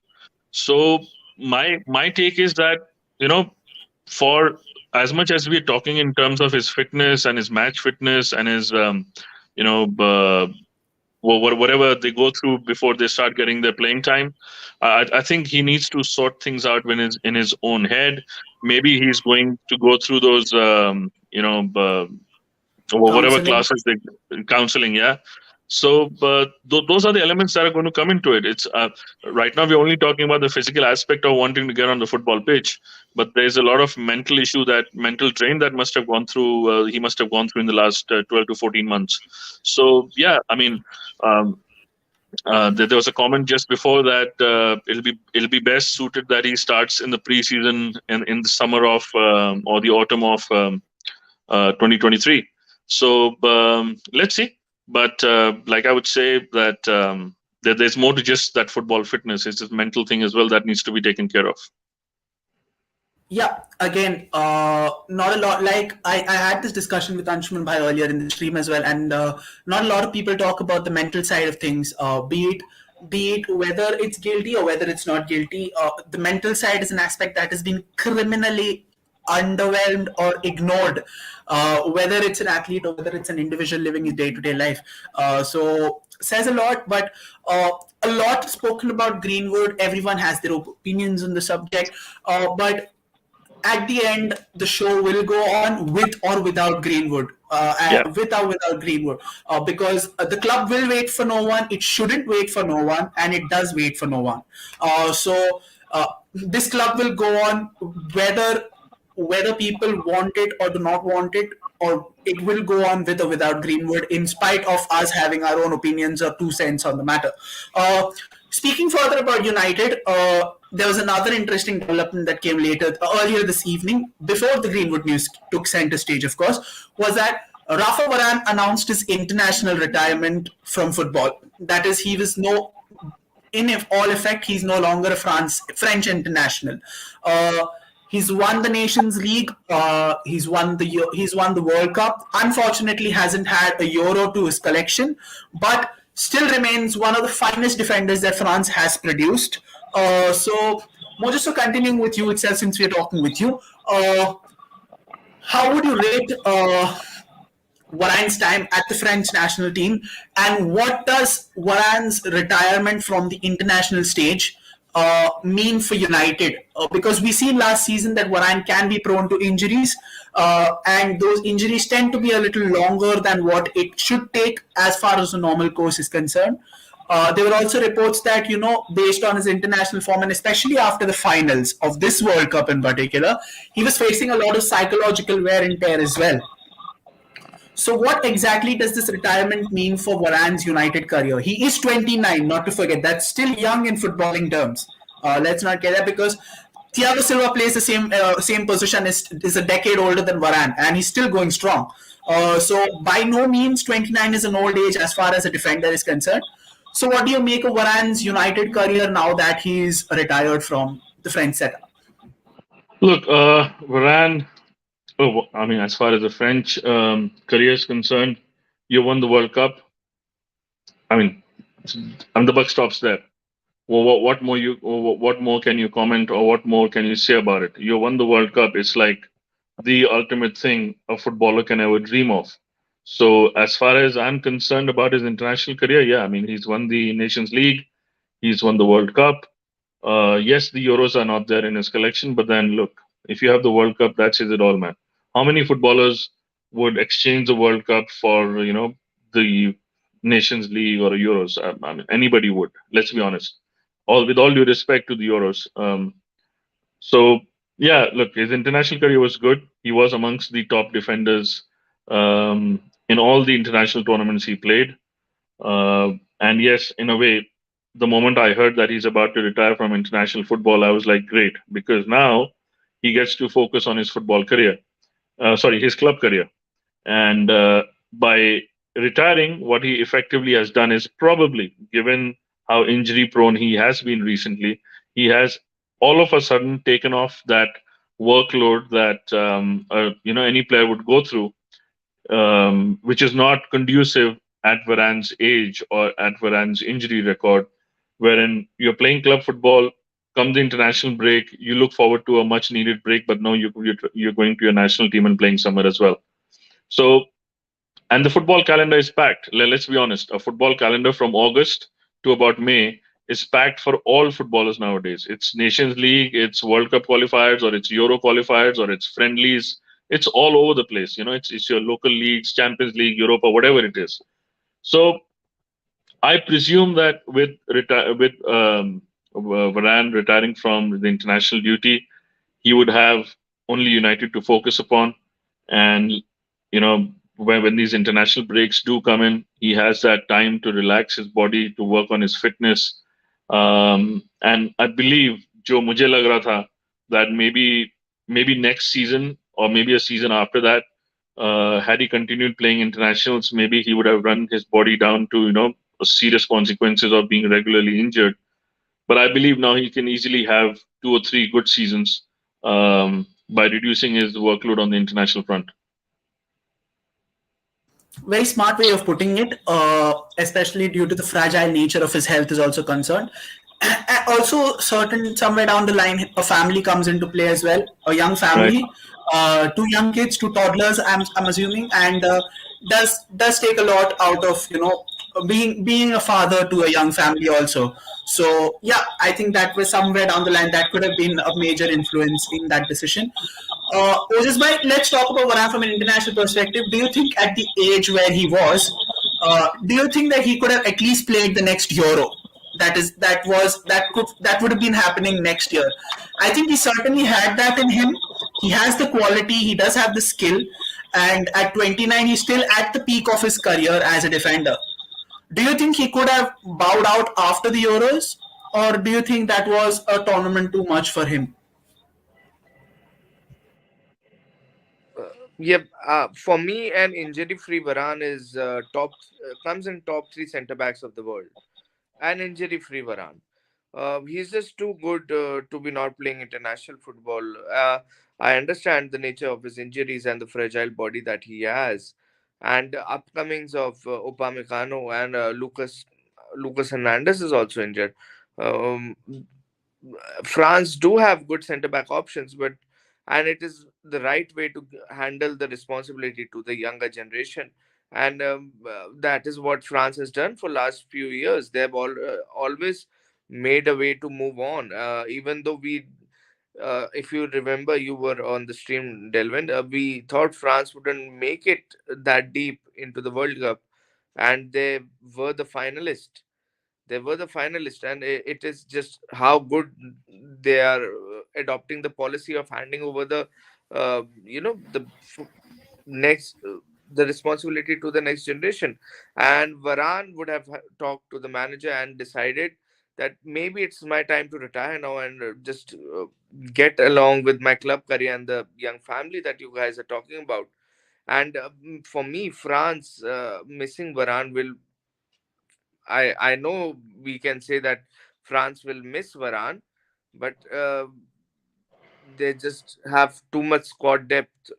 But he is kind of a player that the short term France will feel the absence, but in longer run, I think it is a very wise decision. Yeah, again, totally agree with you. And even Amit Bhai agrees with you, says that you're on point with what you're saying. Vishal Bhai says that Varane's decision is good for us and can give 2 more years at least. Whereas Mojo believes that he can give us at least 3 good years, and if his health is still top notch, his form is great, I believe he can give us 4 good years as well. But I think by that time we should be well equipped to get a replacement centre back under him. Amit Bhai also sends his birthday wishes to you, Mojo sir, on comments. Cheers, guys. Abhijit Bhai, same question to you. Do you think Varane's decision to retire from the international team is good for United, or do you think that he could have continued maybe even a year more in the French side?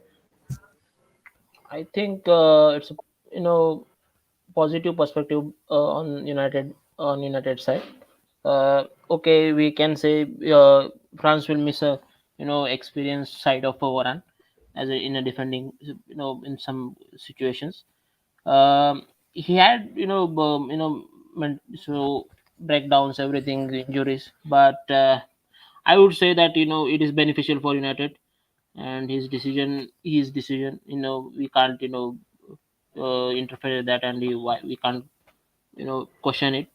And I'm being optimistic that he can give 4 years for us, just like what you said.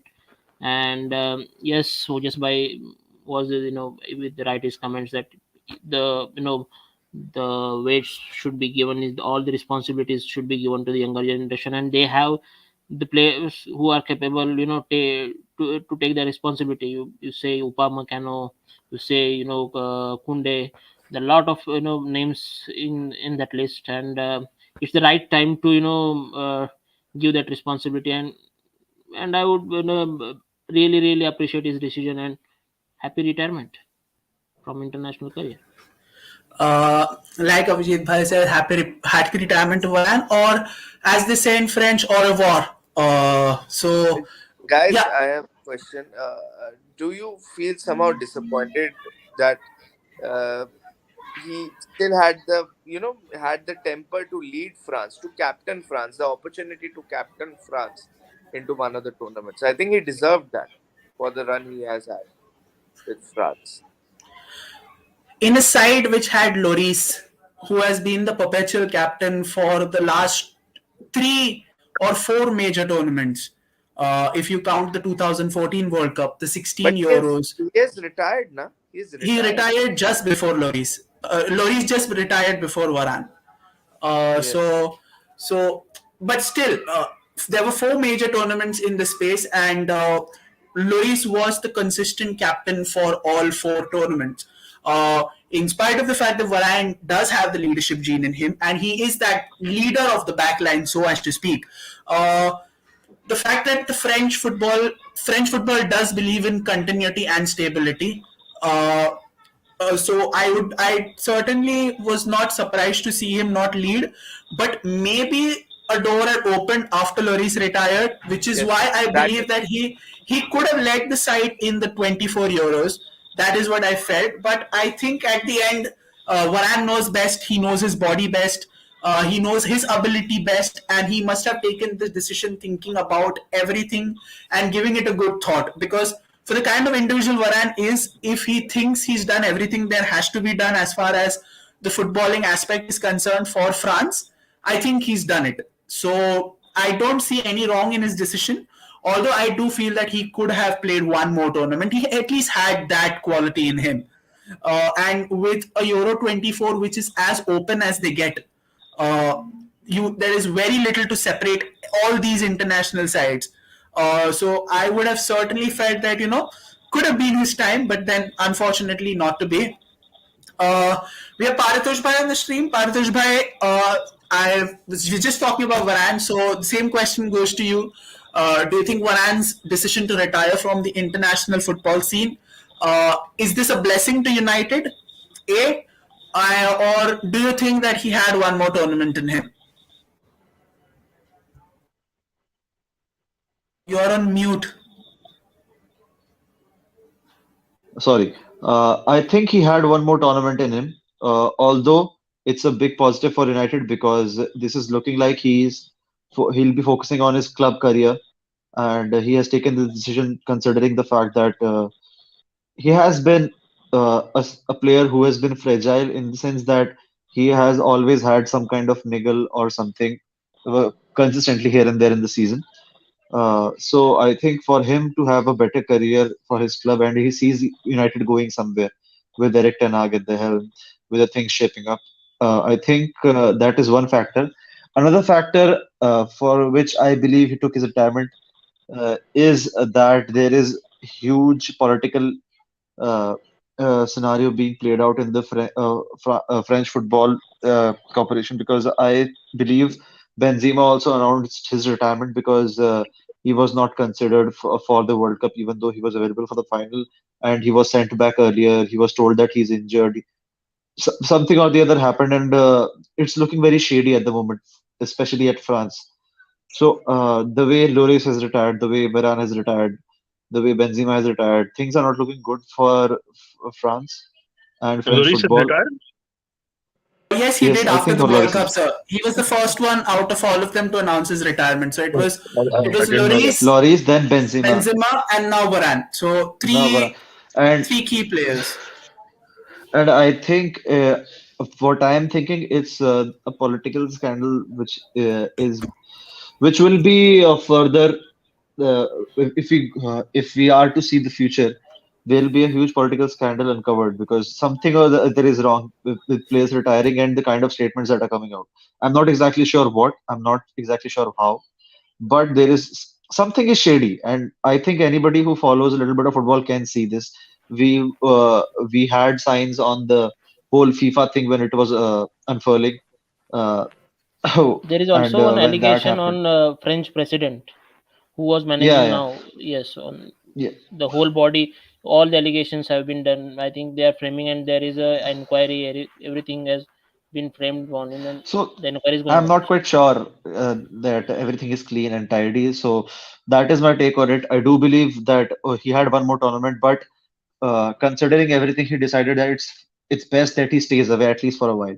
He has the age; he can announce that he's on again going to play. We have seen this in the past. Messi announced his retirement and then came back for Argentina. So you never know. But at the moment, I think for the better, for his mental health and for to be in a better space, he has decided that he's not going to play for the international Yeah. side. And I believe it's a positive for United. Cool, cool. So Messi, with that being said, I shy. think yeah. Go on, go on, go on. Go on, Ojit, go on. I was just making a pun that Messi is the shy the Freedy of. Yeah. But unlike Afridi, Messi did win something. So yeah. Yes. Yeah. So the club statement is officially out with regards to Mason Greenwood. United notes the decision of the Crown Prosecution Service that all charges against Mason Greenwood have been dropped. The club will now conduct its own process before determining the next step. And till then, do not expect any further comment from us. Apart from that, it's also believed that Mason Greenwood will still not return to training or play for United as the club conducts their investigation. Paritosh Bhai, looking into this statement, what is your thought process on this statement? And especially now that the statement has come out, do you think things look bleak for Greenwood, or do you think that he somehow still has a future in the club? Uh, sorry, I was not available for the stream earlier. I would have liked to hear everyone out on their opinion. What is the consensus of the panel? If Delvin can wind it up for me a little bit. The panel is strongly against what is transpired, but at the end of the day, the panel does respect that everyone is entitled to their own opinion. So, for the people who are in favor of the decision and are singing praises about Greenwood's return, it is their opinion, it is their mindset. There is nothing to do that we can change it. But at the end of the day, we do believe that this is the sign of the times of the world that we are living in, and this verdict is just an indictment, or maybe you could say a joke, or a joke that has been going on for far too long. So that is what the panel's consensus is. But then, like I've always said, football is a business, and if for all intents and purposes, if you take the law of the land on face value, Mason Greenwood currently is a free man, and there is nothing we can do to change that fact because it is legally proven. With that being said, back to the question: do you think he has a chance, or do you think things look bleak for him? Uh, if I go from my logical headspace, that what is going to happen, what I believe is going to happen with my brain, what I'm able to think is that United are going to take their time. They're going to conduct an investigation, and he's going to play a game. This is what I believe will happen because if United were of the intention that they are going to let him go, they would have let him go way earlier. They wouldn't have held on to him for this long. They wouldn't have waited for the decision of the prosecution or some uh, or the legal proceedings. They would have just said that we are just wiping our hands off, and he's never going to play for United again. That was not done. Okay, and the visuals and the evidence that came out when the whole thing uh, escalated in front of us. I think everybody was of the opinion that this is not something that United should be attached to. They shouldn't be attached to a player who has something like this in his story. But in the modern world, we know there are things that can be manipulated. There are things that change. But from from the evidence at hand, it is quite clear that the charges are dropped. He has not been said to be innocent. It's just that the case is dropped now. For me, um, personally, Mason Greenwood is not a player United should be associated with. I respect him for his talent. For me personally, I think there comes a point where you should just keep a line. Although there is always that uh, uh, innocent until proven guilty. There's always that everybody should get their chance and everybody should have a fair trial. But I don't think in the current world, with the kind of power that footballers hold, the kind of power media holds, not guilty. Okay. Tony says Mason Greenwood not guilty. So, yeah, this is the kind of thing I'm talking about. I'm not someone who can question his integrity, who can question if he's guilty or not. So, for me, I don't know. I'm in two minds. He has the footballing talent, but do United get associated with a player like that who can have anything backfire to him at any given point? Do we want that? We have seen that happen in football. We have seen many players who have had a shady personal life play football and have great careers uh, without their charges until they are proven to have done something illegal. So maybe Mason Greenwood will have his fair shot at football. Who knows? I'm in two minds. I'm not Uh, sure where I yeah, stand, but that is what I believe. I can literally sense from the way that you're speaking that you are very conflicted in what you want to say. I mean, it looks like there is some things that you want to put out, but then I don't think you feel that this is the right space or the right way to say it. And I totally respect that. I totally get it. It's not a comfortable situation to talk in by any stretch of the imagination. I I, I think there's also lack of evidence and lack of story. We also don't know properly. Yeah, Exactly. I So think I don't want to say Mojo sir something. said this. Yes, exactly. Mojo sir put this very well when I had asked him a question along similar lines. But then I think the conflict on your face is pretty visible when you're speaking about this. So yeah, you are still on the fence, and I think in situations like this, it's not bad to be on the fence. It's not totally. So Mojo sir, I asked this question to Ojas Bhai earlier. I want to ask this to you also. So Kushagra says that the investigation that is going to happen will not have a time scale. So which means it's going to take its due course.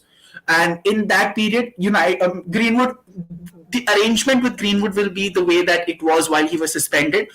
He will not be allowed in an allowed corrupt premises, whether it's the stadium, whether it's the training facilities, or whether it's the complex on the whole. Uh, so you do know that the current situation of the club with regards to ownership or prospective ownership or new ownership.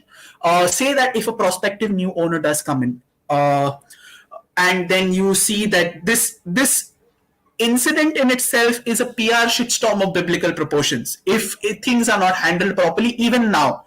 Because in spite of the fact that he is cleared, this still remains a very, very delicate situation that has to be handled with the utmost care and with utmost intelligence on all parties involved. In a scenario where the club is looking for prospective owners, and if a prospective owner does step up, do you think that he would want to have any part of this? I think certainly not. Genuinely not. But you don't know what the thought process of the owner is also. He could want a player of Greenwood's profile, specifically looking at the footballing perspective of things. But then again, when you look at the financials or whatever that is it involves, do you think that the future is bleak for Greenwood in that perspective? Look, when I was answering a question earlier, I guess somewhere in that process, I too jumped a gun a little. Um, but now that this statement from United has come out, I'll take a step back from what I said earlier, and then I analyze the entire situation again. And I believe with what you just said, that it's going to be a PR shitstorm if he is allowed back in immediately after this verdict. So I believe that yes, United are going to let this situation lie low, and let's just let the course of time take its own course, so to speak, in the sense that yes, he's been proven not guilty. He's been discharged of all the charges. Let the matter lie low. Uh, for United to say that they're going to investigate the case, bloody hell! I mean, if your Crown prosecution couldn't find evidence, what the hell is a club going to find, right? So, I mean, they couldn't find why they were paying 80 million for Harry Maguire if they went to prosecution court for that.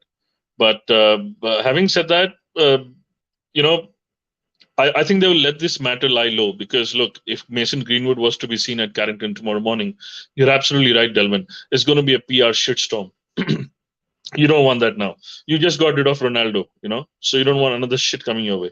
So they will now, when they say United are going to let do their own investigation and there's no time scale, it is very evident that they're going to let this case lie low, and they're not going to react over it, and they're not going to have Mason Greenwood back anytime soon. Coming back to what you asked in terms of new owners, look, I would still go by what you say. Football is business, and Mason Greenwood can be developed into that star that can get people off their seats. Now, from a footballing side, he does need to come back, right? And from the ethical side, we said it before that it wasn't something which is acceptable in any in any which ways. It has to be called out, and it was. And legally, he's clear. Look, now that United statement has come out, it's pretty much clear. Which a few of our comments also came that he's not going to be seen playing this season, and I think that's going to be the case now. He's not going to be playing this season. United are going to let this case lie low, not create any negativity around the club at this point in time. The new owners will come in with Steve McLaren having enough inputs to help guide Eric Ten Hag or to advise him into the talents that Mason Greenwood has. I believe next season he can start. Kamil, yes, but this is not a recent happening. I think his club, his name and his jersey on the website have been there for quite a few months now, and nothing has changed in that regard. Sorry to interrupt, but I would have to take leave, guys, because family's here. Sure. No problem. Thank you so much for joining in, Mojo sir, and happy birthday once again. Do take care of yourself, and I will see you. I will see you soon. We will see you soon. Right. Happy Great birthday, discussion. Keep it up. Thank you, guys. Abhijit bhai.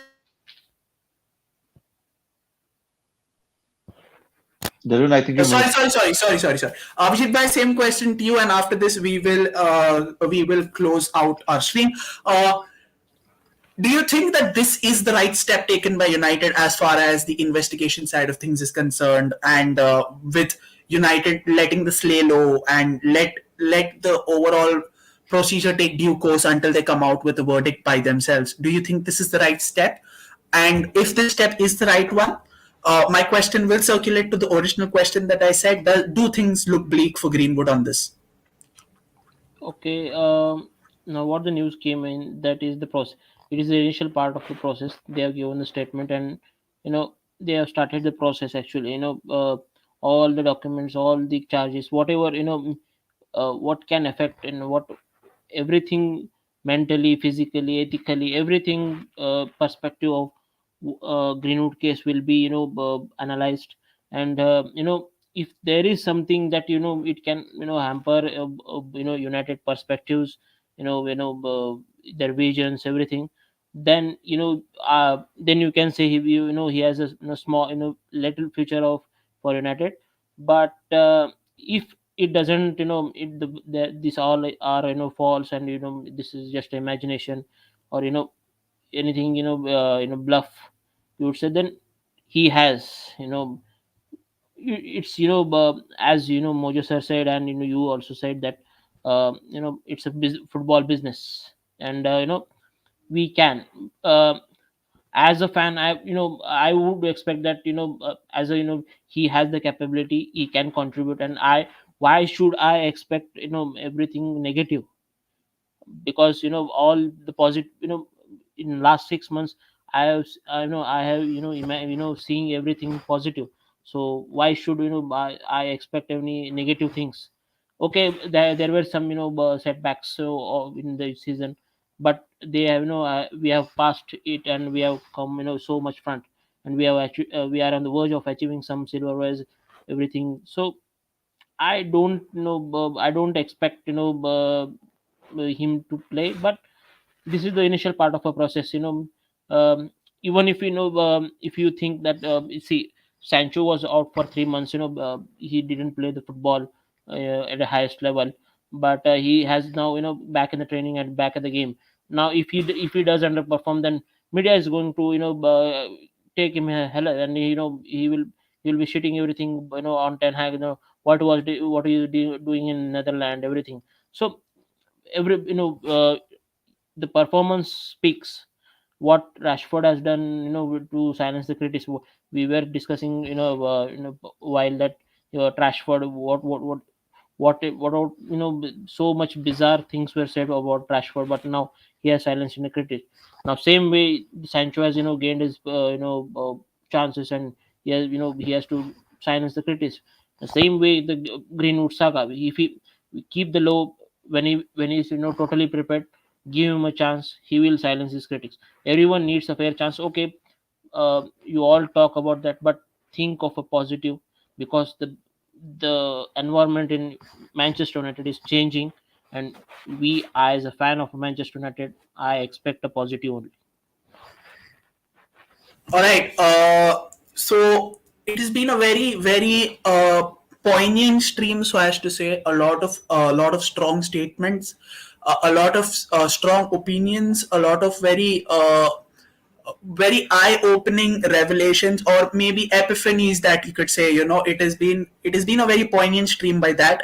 A very sensitive topic. It could have gone either way, but then I personally believe that the stream was a success in the way that we wanted to carry it out. So Paritosh Bhai, Abhijit Bhai, Mojo Sir, Anshuman Bhai, and Ojas Bhai, thank you so much for joining in and being a part of this stream.